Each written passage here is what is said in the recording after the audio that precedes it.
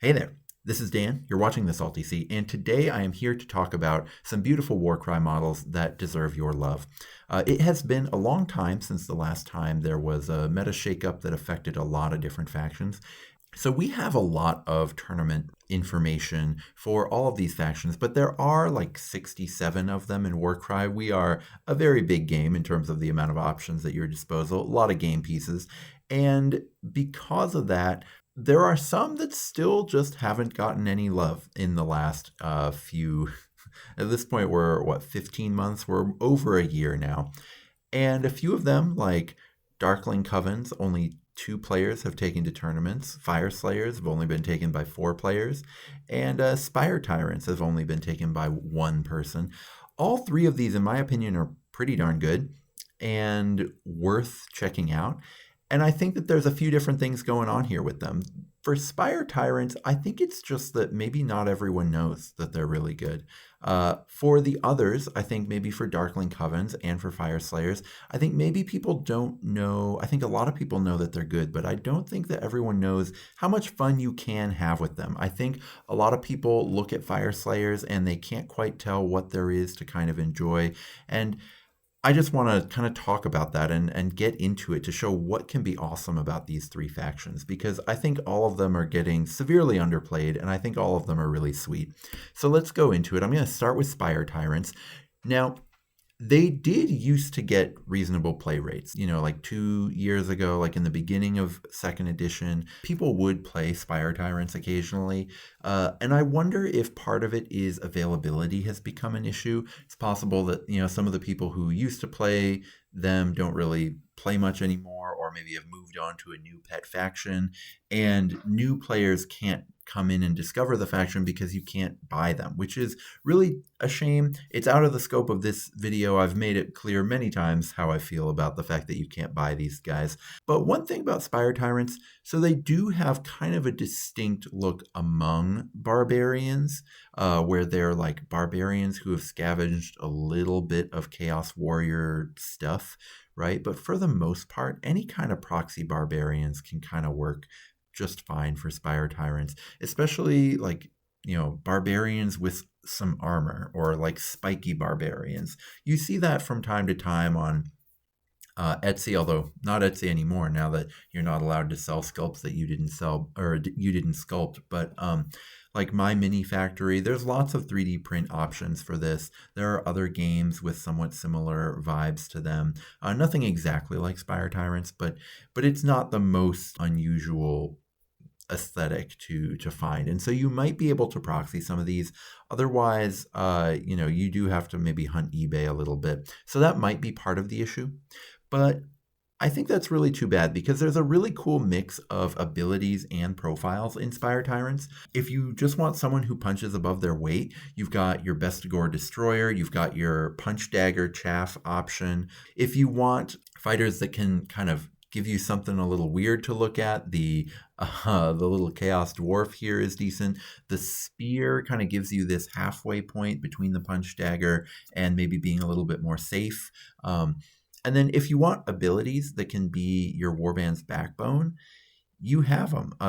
You have maybe the best netter in the game, probably the second best netter in the game after Shank, is probably the pit fighter with the net. This guy with the top knot and the net here and this little kind of stabby pick thing. That guy's really amazing. And you also have a universal Might Makes Right, or Blood from the Blood God, the thing where if you get a kill, you get to get an action for the cost of a double. That is obviously better in Ogres than it is here, but it's not like you'll never use it, and it is pretty solid. And so you have the kind of abilities, and really it's the fact that you have an internal netter that you don't have to ally, and that is really cheap. He's so good. I mean, he's got the 4 attacks. He's amazing. He's so good, and he's only 65 points. This can be the backbone of something really powerful. And so this warband is sort of competitive ready for a list that I don't know these days what people enjoy reading. I do find sometimes people get excited about lists that are fun to read that aren't necessarily all that fun to play. This is a list that's going to be competitive ready and very fun to play. So you'll start with your pit champion. I did include a Vexmore here, but you really don't need it, and you'll see a couple options here why. A Bestigor Destroyer. For 195 points, you have 3 pit fighters with nets. You'll just put 1 in each deployment zone. I don't think you want more than that. I think after that, you want to go with combat pit fighters. And then 1 pit fighter with spear, just kind of the more safe pit fighter. And then you can either go with a Dark Oath War Queen and an additional pit fighter. You could do the punch dagger or the spear at that point. Or you can have a Bulgor Bloodkind with 2 axes. This is the one that doesn't really need a blessing. It's just got that 5/5, 2/5 profile, just very wholesome, pretty decent output, and just a lot of wounds on him. He's sort of like a Kurnoth Huntmaster, but faster with better abilities and just better in every way. And so he's really amazing. You can kind of mix and match here. So if you don't want to be a Vexmore player, if you're aiming for casual play, that's totally fine, because you can just slot in your Dark Oath War Queen there and then still put in your Bulgor Bloodkind with the 2 axes. And the reason I sort of approve of a Dark Oath War Queen in Spire Tyrants is because the Bestigor Destroyer has high damage attacks and only 3 of them. And so a War Queen giving an attack bubble does let your Destroyer kind of really do work if you manage to double them up, sort of do the triple and then the double to get the +2 attacks, go from 3 to 5 on that huge, it's only 3/6, but it's a huge attack profile for the size of the fighter. And so that guy's really awesome. You just have a lot to like here. You have a net in every deployment. You either get to have 2 threats, big threats, and 2 chaff killers, which the Pit Champion and the Bestigor Destroyer are perfectly solid at, or you get to have 1 big threat and then which would be the Vexmore, and then 3 chaff killers if you went with the Dark Oath War Queen, and then you would also have an extra body. So you can kind of decide what you're worried about, whether you want to be able to cover lots of objectives on the board, whether you feel like you really want to be able to clear stuff off the board, or if you need to win big fights. You can kind of move your Spire Tyrants lists around to give yourself the best chance in that situation. There really is a lot sort of to look at. If you go with the Dark Oath War Queen, you can then put in the Bloodkind, or instead of Vexmore, you can put in the Bloodkind. But also the Dark Oath War Queen is really amazing in a list with both Vexmore and the Destroyer, because you can put out her bubble and then both of them get a huge benefit from it. So there's a really good chance that you might be able to hit something. For example, one of Vexmore's big problems is that it can have a really big threat range, because you can give it +3 move to give it an 8-inch threat range, which is awesome. But if you do that, you're only rolling 2 dice. And so that's not usually what you want. But if you are just putting out the Dark Oath War Queen's attack bubble to, help out your chaff, help out, for example, the Pit Fighter with Spear likes that, help out your Pit Champion, help out everybody around her, and then you sort of barrel Vexmore in with the +3 move into the bubble, then you don't have to worry about getting Vexmore across the board and also rolling 3 dice, which is when Vexmore gets scary, right? You'll already get your 3 dice on Vexmore and then still be able to do the threat range bonuses. So that's really good. And again, like I said, Bulgor Bloodkinds, they just have a more mobile Kurnoth Huntmaster, also more durable kind of profile, which is really nice to have. Let's get into Darkling Covens. Darkling Covens are cool, and not a lot of people play them, which is fine, and I get why. But what's exciting about them is that they have properly costed elf profiles. If you ever have to wonder, like, how cheap do you have to go to make a Wound Chaff good, just look at the Dread Spear, look at the Bleak Sword. That's what you have to do. They're only 55 points. I do think they are pretty solid, but people tend not to play them because the faction doesn't have a lot of abilities at their disposal. Merciless Raiders is a double that some of them can use, but it's obviously a trap. It only works in round one. It gives you +2 move and +1 attack. So +2 move on your first move, and then your attack gets +1 attack. It's a little bit like the Universal Untamed Beasts ability, but they get the +1 move and then +1 attack for any round, and this is just +2 move and then +1 attack. So it's really meant for just like flying in there with your leader and just making an attack right away. And it doesn't take the most experienced player in the world to look at the fighters that have that and notice how vulnerable and low wounds they are, and know that if you just run into your opponent's face with them, even if you get one really nice attack in, you are going to get souped and turned into a pulp really quickly. And so that's generally not something you want to do. And so I think people don't try to do the Merciless Raiders build. But Steel and Sorcery, in my opinion, is pretty solid. It will sort of reduce the incoming damage as long as you're close to a sorceress. And the sorceress is not particularly good, but she's not unplayable either. She's a perfectly fine leader tax. And the Steel and Sorcery can kind of, if with your Blackguard, you can make a bit of a wall with them, which is kind of nice. But the issue is you're not going to play multiple sorceresses. So you're really only ever going to use it in one deployment group. Now, that can be a little daunting, but it does still let you do some pretty cool stuff. And so when you're list building with Darkling Covens, I think maybe it's a little bit intimidating for some people because, the things there are that do exist to latch onto, they don't build a whole warband. But I think that you can make some decisions through your abilities and still use allies to create a really compelling warband. And so I want to talk about how to sort of do the Steel and Sorcery build path. And the first thing is to look at the fighters that are a part of it. The first is the Blackguard. 10 wounds, 4 toughness, 5 move, 85 points.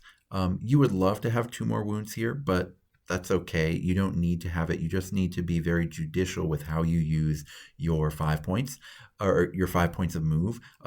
Anytime, so for example, there's going to be a lot of situations where you can wait and then get to the objective still when maybe your opponent who's on move 4 or move 3 won't be able to, and you need to make sure that you're leveraging those types of situations. The other thing you want to leverage is that 2-inch reach. So for example, for 85 points, 2-inch reach, if the opponent does come in and fails to one-shot you, you can really hit them back for, 6 dice, 6, 3, 2, 4. But there's a really good chance, if it's not with something really hard. So for example, if they come in with a clawback and deal 9, which happens all the time to clawbacks, then, you're looking at the ability to do like 8 to 10 damage to them. But even if they come out with something else, you still might be able to get in 6, which is going to be kind of annoying because then if they might worry that, if you then win initiative, you deal another 6, and that's this 85-point guy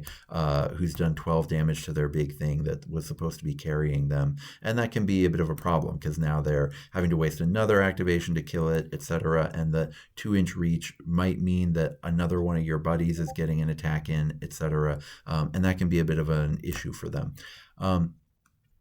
Captain of the Blackguard is he's the leader version of the Blackguard. He's a little bit fragile. 15 wounds is obviously a lot more than 10, but for 120 points, that can be a little bit of a dicier proposition if he goes down.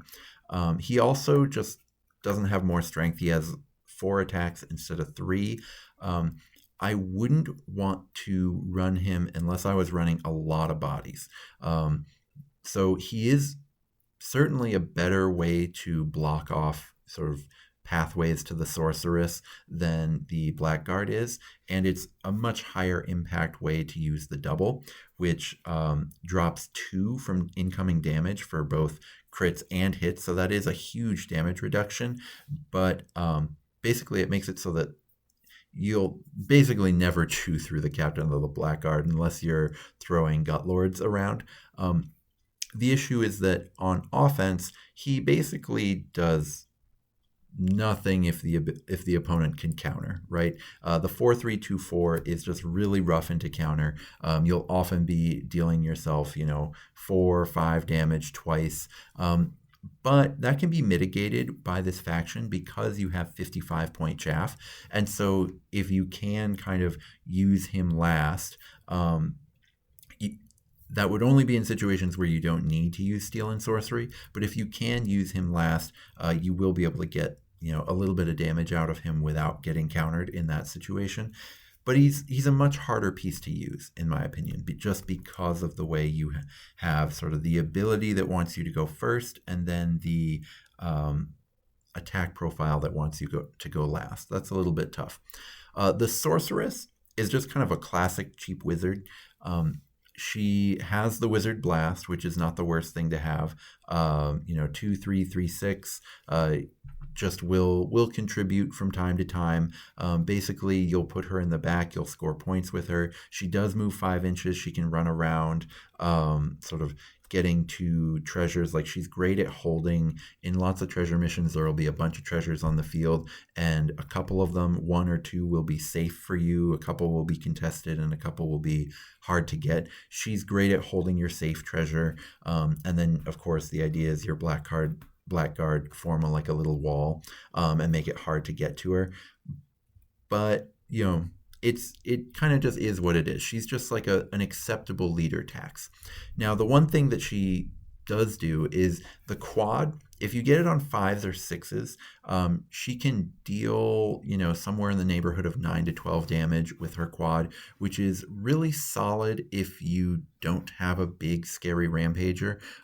You can kind of do something nice there. It is a bit of a tension where if you do have a rampager still on the board, you basically you'd rather rampage. But if your rampager has been killed and then you get a quad, you're still in a good spot with your sorceress, which is nice.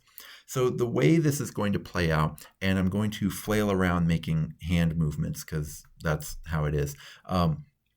Basically, you're going to have your wizard, and she's going to be sort of counting on an objective, holding a treasure, and then you're just going to place your blackguards close enough to her to be within 3, and then you're going to just want to space them out so that your opponent can't get the halfway point of their base between them. So, for example, we've got these 2 little Memorians on tiny bases. You'll just put them this far apart from each other, and now all of a sudden this big Stormcast can't get through them, right? So you'll want them to be not right next to each other, but far enough apart that they essentially create a little wall just by kind of being next to each other.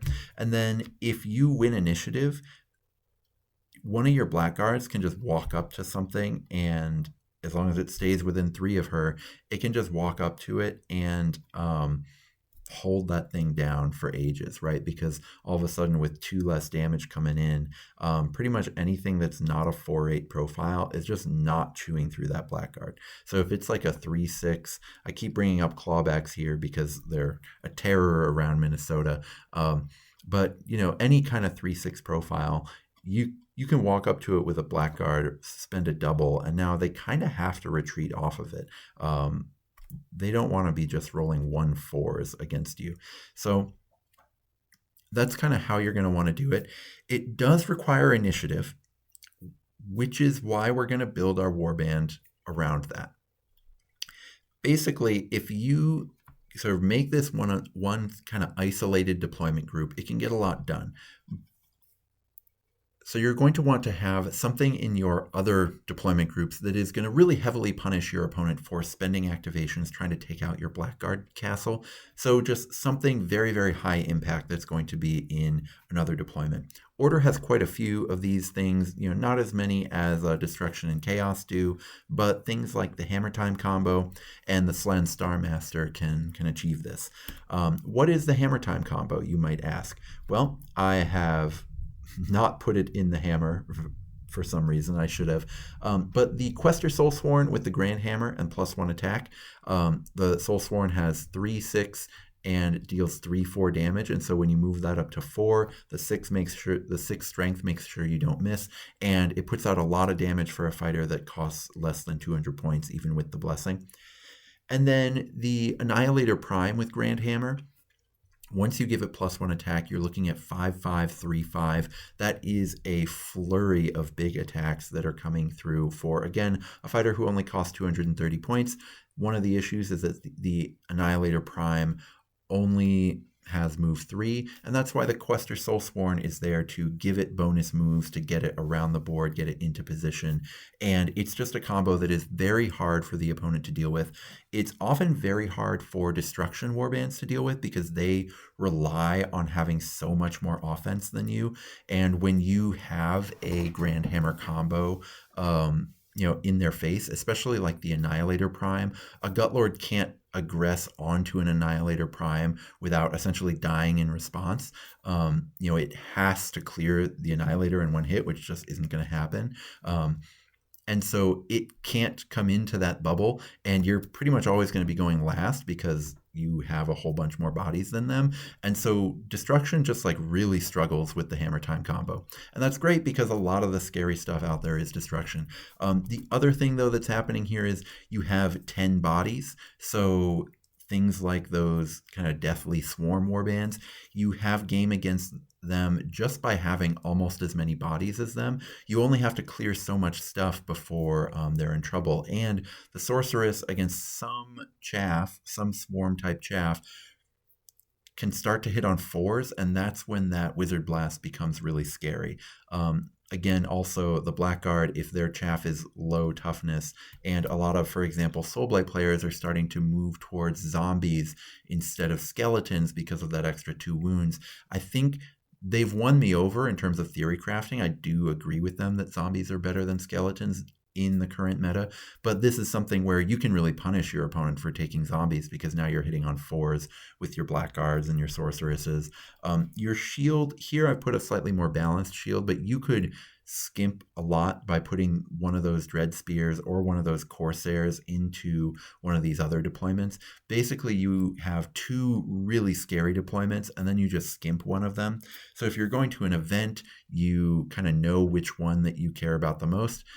If you're going for a little bit more balance, you'd probably keep it as is, but this is something where you get to play with the kind of narrative build path that Darkling Covens is giving you with a Sorceress and her 2 bodyguards in one deployment, but then you also get to have this like incredible terrifying Stormcast combo that can take over games on its own in the other deployment and still get to 10 bodies. And so what that's going to allow you to do is it's going to force the opponent to deal with this Hammer Time combo, to kind of use activations to avoid losing all of their fighters to the combo, whether it's to, if they can, now you are going to be in trouble if they can get around the Grand Hammer Prime or the Annabelle Prime.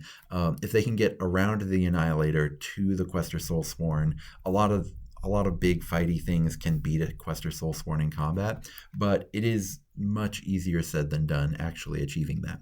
So then you're going to force them to think about what's going on there, which is going to let you set up your cuter combo with the Blackguards and the Sorceress, which is going to make it way easier for you to keep your elves on the board, which is the tough thing when you're playing elves. And so I think this is a really powerful list that I would be happy to run into pretty much any tournament. Obviously, I would switch the deployments around a little bit based on what the, what the actual missions were, but this is absolutely a tournament caliber list, and if this isn't necessarily what you're hoping to do, I didn't put the points here, by the way. So the Quester Soulsworn is 190, and the Annihilator Prime is 230, and the Dread Spear is 55.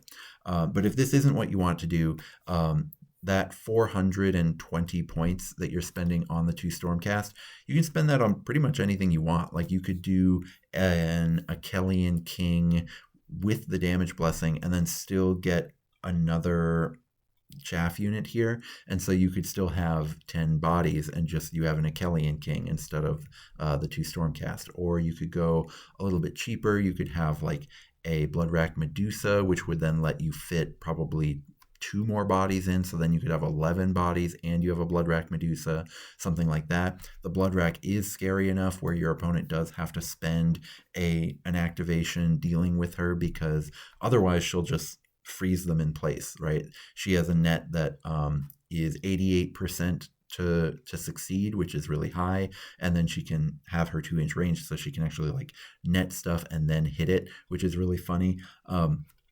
And so there's a lot you can do with Darkling Covens that I think maybe not everyone's aware of. And so I just want people to know that there's a lot of cool stuff that you can do with Darkling Covens. It's just that there's not like infinite builds out there because most of the abilities are so terrible. But if you do have your Sorceress Blackguard Castle, you can then start to bring in whatever your favorite ally is and still make something that is thematic and really, really good on the table. Last is Fyreslayers. And Fyreslayers are in a really interesting spot. They are solid on the table. They have 2 different really quality chaff. They have the 70-point Volkite and the 65-point Toughness 5 Volkite.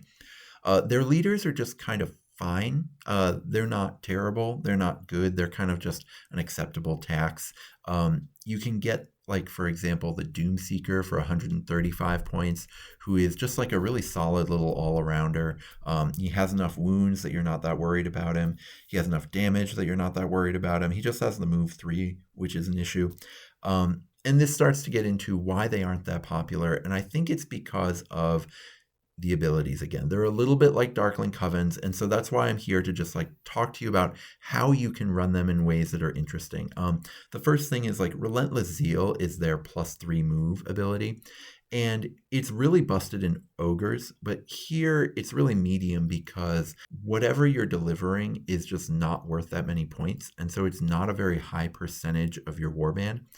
And it's not like, for example, Soulblight Gravelords, where their double to get bonus move on their really slow faction can often push a fighter like 5 or 6 inches across the board for a double, right? Which can really change the geometry of how you put things on the board. Here you're only getting +3, and you're still almost as much of a swarmy warband as them. So the ability to kind of explode across the board, run to an objective is just 3 inches worse, and 3 is a lot in this game.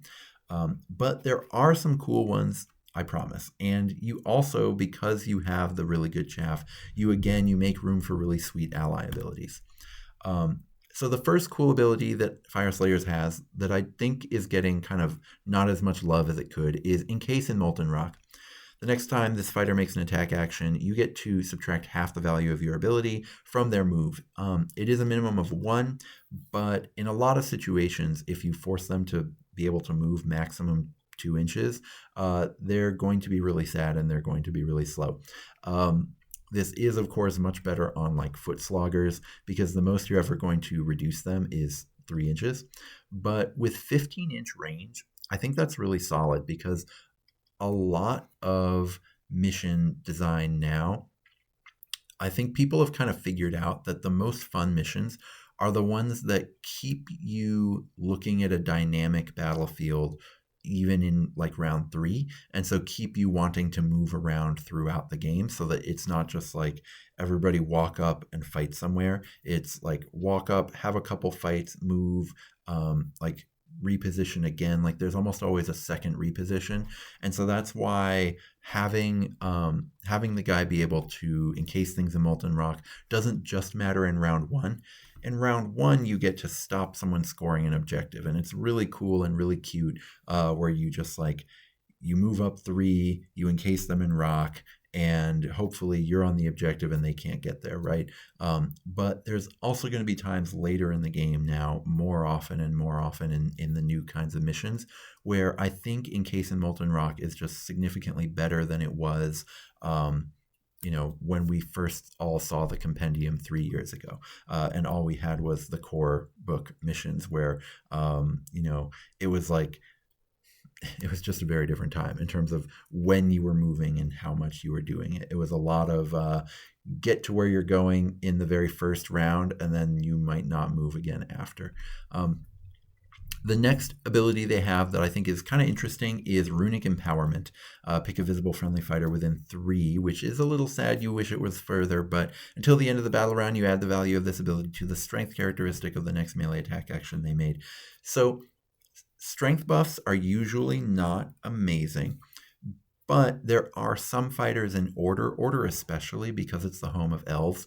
Order gets more out of a strength buff than a lot of other faction or Grand Alliances do. So the Gore guy from Daughters of Cain gets a lot out of this. The Achelian Sword King gets a lot out of a out of a strength buff, especially if you are blessing one of them with damage. A Protector Prime with +1 attack gets a lot out of a sword buff because it gets up to, I think, like 5, 4, 3, 5. And so the only problem with it is it just doesn't have enough strength, but man, can it do a lot of damage if it's hitting on 3s. And so that's where if you can give it that buff and then it can give its own onslaught, you can put out a ridiculous amount of damage with a Protector Prime. So the Rune Smiter itself, not very good at offense, but it has 20 wounds and just 110 points. And it's got toughness 4, so it's perfectly fine on defense. This is just a guy who just wants to go somewhere and just your opponent doesn't really want to attack him. And that's great because then you can hand out these strength buffs to specifically fighters who are good with it. The last thing, I know some people like to meme. I have not been memeing much in this video, but the Master Flame rune is the ultimate meme machine. I ran it once in a narrative tournament. It was not very good, but it was kind of fun. It worked a couple times, and when you do force their hand and force them to allow you to get something out of the Master Flame rune, it feels incredible. So what does it do in case you're listening to this not looking at the screen? Basically, you can react with your, I don't know, GW names are dumb. Whatever the guy is, the dude's name, he's like a rune flamer, or because Runic Empowerment is a rune smiter. This guy is like a rune melter or something. I don't know. They're all terrible names. Basically, he stands around and you hope that they have to kill a guy while you still have a lot of people around him. So ideally you have sort of high impact chaff in other parts of the board that are threatening to start ganging up and dealing damage. So having like 5 or 6 of those 70-point guys in Fyreslayers who have the pretty solid attack profile is the way you do this, because they only have toughness 4, so they're a little bit easier to kill, but they will do a bunch of damage. And so you force them to start taking those guys out, and then hopefully you have more who are near your rune, and then they get to go into overdrive once you've sort of triggered this. It's really easy for good opponents to play around this. That part's really tough, but it is a solid little meme that you can run and see if you can get people, and it's really fun when you do. And I got to get people a couple times, and that was always really fun. So what would like a Fyreslayers that is meant to be really fun to play, what would that look like for me? A lot of people have had success with Fyreslayers as just putting a ton of dwarves on the battlefield, all with toughness 5 and just having counter control. And I think that that's a perfectly valid way to go about winning your games. But I think a list like this will win almost or just as many games and will be a lot more engaging to play because you'll have a lot of interesting abilities to kind of mess around with all over the board. The first thing you're going to have is your Auric Rune Smiter, just his little defensive butt sitting around there for 110 points. Then you're going to have 2 fighters who love the Rune Smiter buff. We're going to go with a Protector Prime with +1 attack and a Gore guy with +1 damage. Yes, we know the Protector Prime with +1 attack probably just isn't as good as a what's his face as this guy, the Ruinator Prime. This guy, I think, and the Annihilator Prime. Let's see, do I have one nearby? Oh, it's too far to reach. But this guy and the Annihilator Prime are sort of the A tier, or like the best that you can get in the business of just like Stormcast allies who fight stuff in order.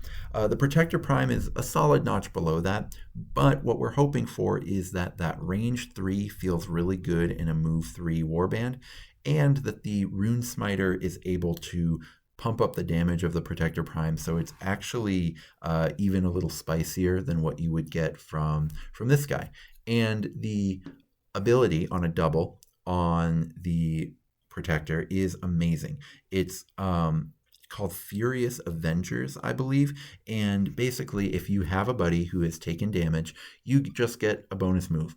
And it works really well with dwarves because dwarves are really good at surviving hits. We have 12 wounds on our guys. Some of our guys have toughness 5 and 12 wounds, which is really solid. And so there's a really good chance that there's going to be someone who's taken a little bit of damage, who is close to you, who can trigger your Furious Avengers, which will get that Protector Prime into position so he doesn't need help like an Annihilator does. And he can just like all of a sudden go ham. And that's going to be really good. The Gore guy with +1 damage, she is a 6 attack, strength 4, 3/4 damage profile, and so she goes absolutely insane with the Rune Smiter. And if you don't have the Rune Smiter around, she does have ways to give herself strength. On a triple, she can give herself +3 strength, the same as the Rune Smiter does with a double. That is not good. That is not worth a triple ever. But for a double, she can give herself +1 attack, +1 strength for 1 attack. So if you just like move in, by the way, did I mention she moves 7? Really nice in a move 3 warband. She can move 7. She has the range 2, so she has the 9-inch threat range. She can run up and hit something for 7, 5, 3, 4. So 7 attack, strength 5, 3 damage, 4 crit, which is going to build up a lot of damage. But when you really need to, hit on 3s on something, you can get your Rune Smiter and then get the sort of double from the Gore guy if you really want to be memeing, and throw down with like 7/7 and be hitting like an Annihilator Shield Prime on 4s. You can get stuff like that out, which is pretty silly. So both of these fighters really benefit from the Rune Smiter's ability. You can kind of, for example, you can give the strength buff to the Protector Prime and then use the bonus move and then get 2 attacks in on 6-inch threat range with your Protector Prime because it's 3-inch range and 3-inch move. Things like that. You can just boost out a lot of damage and actually make the strength buff actually matter in a list like this. So this is pretty solid. I don't think this is a tournament necessarily this isn't a meta defining list, but it's a really solid list that I would absolutely take to a more chill event. Like I would take this to the next Mad Cry I go to if I had any Fyreslayers or a Protector. I don't have any Protectors, which is too bad. Maybe I'll just put a Vindictor Prime on a rock and call it a Protector. I don't know how I'll get a Protector since you can't buy them anymore. That part's too bad. Anyway, this is supposed to be a happy video. We won't talk about them squatting all of the 1st and 2nd edition of Stormcast.